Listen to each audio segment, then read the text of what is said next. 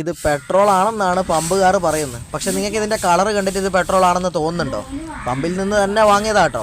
ഇതിൻ്റെയൊക്കെ വീട്ടിലുള്ള ആൾക്കാർ മാത്രം കഞ്ഞി കുടിച്ച് ജീവിച്ചാൽ മതി, അല്ലെങ്കിൽ ഇവർ ഉപയോഗിക്കുന്ന വണ്ടികൾ മാത്രം നല്ല രീതിക്ക് പണിയൊന്നും ഇല്ലാതെ ഓടിയാൽ മതി, ഇവരുടെ കാര്യം മാത്രം നടന്നാൽ മതി, അല്ല ഇവരുടെയൊക്കെ അമ്മയുടെ അത് മാത്രം നടന്നാൽ മതി എന്ന് ചിന്തിക്കുന്ന ഊളകളുണ്ടല്ലോ. നിങ്ങളൊന്ന് കണ്ടു നോക്കിയട്ടെ, ഇത് ജീരക വെള്ളമാണോ അതോ പെട്രോൾ ആണോ എന്ന് നിങ്ങൾ തീരുമാനിക്കുക. വണ്ടിയിൽ ഒഴിക്കാൻ വേണ്ടി രാവിലെ ഒരു ബോട്ടിൽ പെട്രോൾ നമ്മൾ വാങ്ങിയതാണ്. ഒരു 200 രൂപക്കാണ് വാങ്ങിയത്.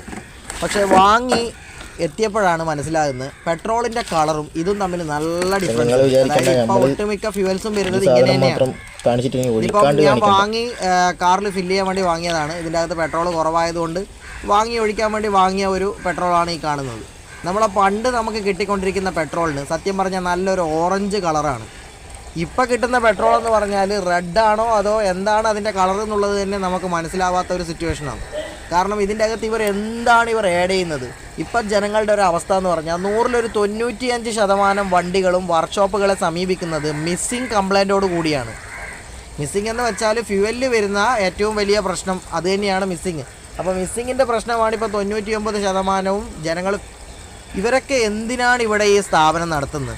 നമ്മളിപ്പോൾ ഒരു സ്ഥാപനത്തിനെയും അപമാനിക്കാൻ പറയുന്നതല്ല. ഞാൻ പറഞ്ഞു, ഞാൻ ആദ്യമേ പേരൊന്നും കാര്യങ്ങളൊന്നും മെൻഷൻ ചെയ്തിട്ടില്ല. പക്ഷേ ഈ ബോട്ടിലിൽ കിടക്കുന്ന സാധനം നിങ്ങളൊന്ന് നോക്കിയേ, ഇതിൻ്റെ കളറ് നിങ്ങളൊന്ന് നോക്കിയേ.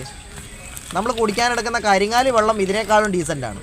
ഇതാണോ പെട്രോൾ? സത്യം പറഞ്ഞാൽ ഭൂരിപക്ഷം വണ്ടികളും ഇന്ന് കംപ്ലൈൻ്റ് ആയി കഴിഞ്ഞു ഈ പെട്രോളിൻ്റെ മാത്രം പ്രശ്നം കൊണ്ട്. നമ്മൾ പണ്ടത്തേനേക്കാളും 10 ഇരട്ടി റേറ്റാണ് കൊടുക്കുകയും ചെയ്യുന്നത്. അതാണ് നിങ്ങൾ മനസ്സിലാക്കേണ്ടത്. ഈ ഒരു സാമാനമാണ് നമ്മളെപ്പോലുള്ള ആൾക്കാർ വാഹനത്തിലോട്ട് മേടിച്ച് ഒഴിക്കേണ്ടതെന്ന് ആലോചിക്കുമ്പോൾ കഷ്ടം തോന്നുന്നു. സത്യം പറഞ്ഞാൽ ഭയങ്കര കഷ്ടം തന്നെ നമ്മുടെയൊക്കെ കാര്യം.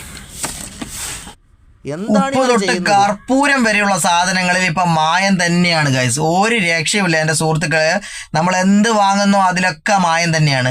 ഇപ്പം നമ്മൾ ഫേസ് ചെയ്യുന്ന ഒരു പ്രശ്നം എന്താണെന്നറിയാം? ഏറ്റവും വലിയൊരു പ്രശ്നം എന്ന് വെച്ചാൽ നമ്മൾ ഒരുപാട് പൈസ, അതായത് എന്ത് പ്രോഡക്റ്റിനായാലും ശരി, നമ്മൾ പണ്ടത്തതിനേക്കാളും 10 ഇരട്ടി പൈസ കൊടുത്തുകൊണ്ട് പണ്ടത്തതിൻ്റെ 7 അകലത്ത് പോലും വരാത്ത ക്വാളിറ്റി ഇല്ലാത്ത സാധനങ്ങൾ വാങ്ങി ഉപയോഗിക്കുന്നു എന്നുള്ളതാണ് വസ്തുത.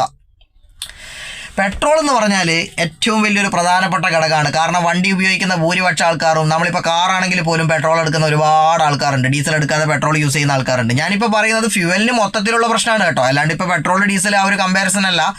നമുക്ക് കിട്ടുന്ന ഫ്യുവലിന് മൊത്തത്തിൽ പ്രശ്നമുള്ളത് കൊണ്ട് തന്നെ നമ്മുടെ എല്ലാം വാഹനങ്ങൾ നല്ല രീതിക്ക് കംപ്ലൈൻറ്റ്സ് വരുന്നുണ്ട്. നമുക്കറിയാം, ഇപ്പോൾ നമ്മുടെ നാട്ടിൽ ഒരുപാട് വർക്ക്ഷോപ്പുകൾ കൂടി വരുന്നുണ്ട്. അതിൻ്റെ അകത്ത് 100-ൽ 95% കംപ്ലൈൻറ്റ്സ് വരുന്നത് മിസ്സിംഗ് ആണ്. അപ്പം എന്തുകൊണ്ട് മിസ്സിംഗ്